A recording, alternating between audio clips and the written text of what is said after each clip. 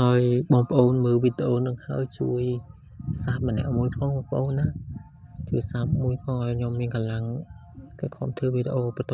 ទៀតបងប្អូនទៅមកកើតថ្មីបងប្អូនដៃថ្មីបងប្អូនជួយសាបជួយអីផងណាបងប្អូន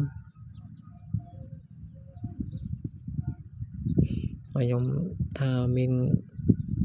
កម្លាំងធ្វើវីដេអូប្លែកៗដល់បងប្អូនទស្សនាមើលទៀតណាបងប្អូន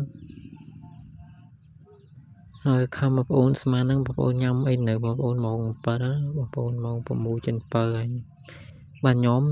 នៅទេបងប្អូននៅកាប់ស្រូវនៅទេបងប្អូននៅប្រមូលផលស្រូវណាបងប្អូនជំរាបសួស្ដីទៅកាន់បងប្អូនទាំងអស់គ្នាបាទថ្ងៃនេះពេលព្រឹកបងប្អូនពេលព្រឹកថតតាំងពីម៉ោង5:06បងប្អូនតាមម៉ោង6ជាងទេបងប្អូននេះហាសូវបងប្អូនហាសូវកាបសូវបងប្អូនកាបសូវជ្រក់ក្នុងបេបងប្អូនយកទៅកិនណាបងប្អូន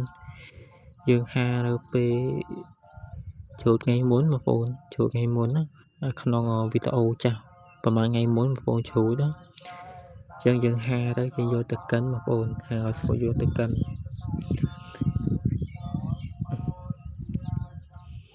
តិចណាបងប្អូនអើយតិចមែនតើតិច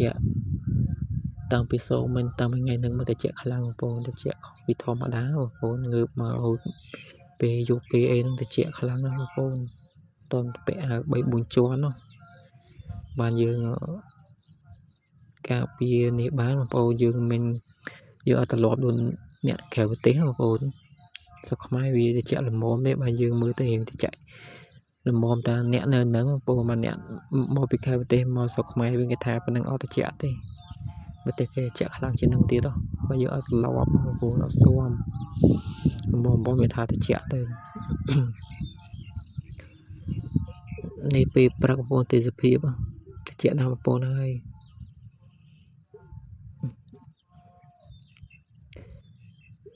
នេះកាលពេលម៉ោង6ថ្ងៃទឹមរះបងប្អូនយើងប្រញាប់យកទៅកិនបងប្អូនស្រូវយើងយកប្រញាប់យកទៅកិនណាជាស្រីបងប្អូនផងនិយាយជាប់មាត់តែសារតែវារៀងតិចដែរហើយពេលព្រឹកយើងទៅដិតហ្នឹងបងប្អូននិយាយ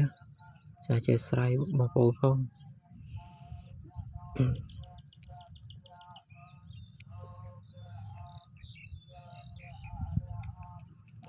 ស្រូវហ្នឹងប្រហែ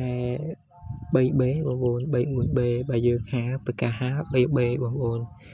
បើយើងកាបកណាត់ប្រហែលថា4ទៅបងប្អូន4កណាត់យើងកណាត់កន្លះបងប្អូន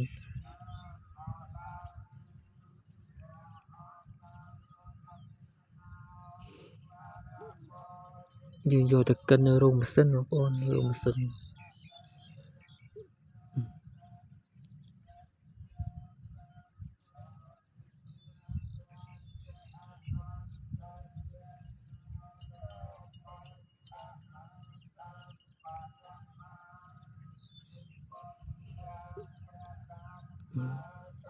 ធ្វើសេមានប៉ុណ្ណឹងហើយបងប្អូនហើយសុកសេចកា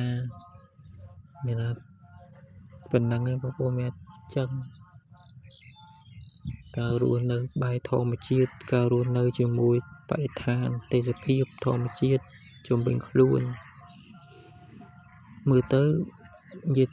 ថាជាមួយយ៉ាងទៅមានសេចក្តីសុខបងប្អូនយើងរស់នៅជាមួយធម្មជាតិណាបងប្អូន